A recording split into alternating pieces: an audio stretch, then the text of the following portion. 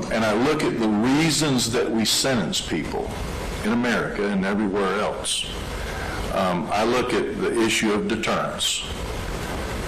I want to impose a sentence that says very clearly to others, this is not something you should do, and this is not the place you should do it.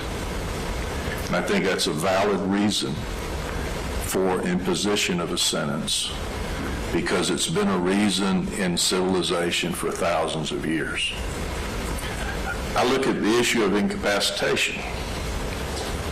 And as I look at that, I see 3 offenders who decided to be gangsters, who decided to be organized criminals, who decided to carry guns, who decided to visit retribution on people that they thought had dissed them. And I see a very strong need to incapacitate people, even young people. The mitigation specialist and Ms. Becker made some good points. I don't know how valid those points are when our young people are now in gangs, roaming our streets, committing crimes, carrying guns, and shooting children.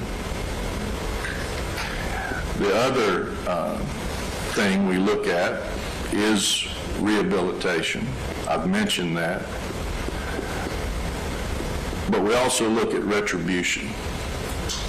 What is the harm done to society? Mr. Kiger pointed out that I've been around for a long time. I've been around long enough to know for an absolute fact that no worse crime has ever been committed in Douglas County than this one.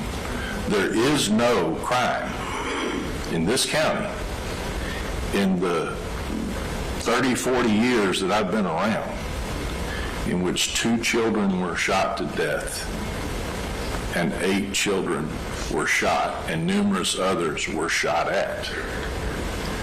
Unfortunately, just a year before this case, I had to try another one of these cases in which 1 child was shot and I think 1 was wounded or shot at. But nothing like this has ever happened. No courtroom has been filled in this county with this many people interested in this type of case. And I think that signifies the harm that has been done, as stated by the families of the deceased and the living, of all 3 high schools being represented at the party, and how this has affected everyone in our community. So I think that those factors, deterrence, incapacitation, and retribution, are very, very heavily weighted in this case against the defendants. I can't, as Ms. Becker said, reconcile what Mr. Cotman's family and friends say about him with the horror of that night, but that's not my job. To reconcile things, try to figure them out, things that maybe we'll never figure out. But I do think it's important that I impose a sentence in this case that speaks to the issues of deterrence, incapacitation, and retribution very loudly under the facts of this case. And I also think if there's a temptation or a thought process, well, let's run all of these sentences concurrent at the same time. Shooting people is not cheaper by the dozen. But we have even more than a dozen people if you count the 2 people whose houses were shot up in the neighborhood, in addition to the 2 children that died and the other children that were shot. Now, the court will address Mr. Monis's arguments at the motion for new trial stage, and this is a good time to notify the defendants of their rights before I impose sentence. Each defendant in this case has a right to appeal their conviction. To appeal the conviction, you must file a notice of appeal or a motion for new trial within 30 days. If you don't do that, you would lose the right to file an appeal. Secondly, you each have a right to be represented by an attorney on an appeal.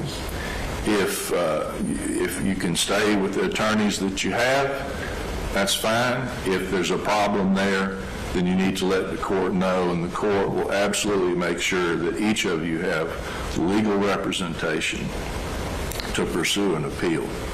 Now, the court is required by law to impose consecutive sentences on the weapons charges. The law specifically states that those sentences have to be consecutive to any other sentences that are imposed. The court has discretion with regard to the other sentences. So my decision in this case, first of all, as to Mr. Smart, who is only convicted of one charge, is that he will receive a sentence of 20 years imprisonment in the Department of Corrections. With regard to the other two defendants, Mr. Cotman and Mr. Coleman, the court imposes a 5-year sentence on each weapons charge to run consecutive to all other sentences imposed in the case. With regard to the aggravated assaults, the gang charges, the criminal damage to property charges as to both defendants, it will be the sentence of the court that each defendant receives a sentence of 20 years imprisonment, and those sentences will run consecutive to each other and consecutive to the 5-year sentences, with this exception. To the extent that each defendant was convicted of aggravated assault as to a named victim and a gang charge as to a named victim, those sentences will run concurrent. So the net effect of the court sentences, as I do the math, is the court imposes a sentence of 320 years imprisonment as to Kingston Cotman and 320 years imprisonment as to Timothy Coleman. That's the judgment of the court. This matter is adjourned.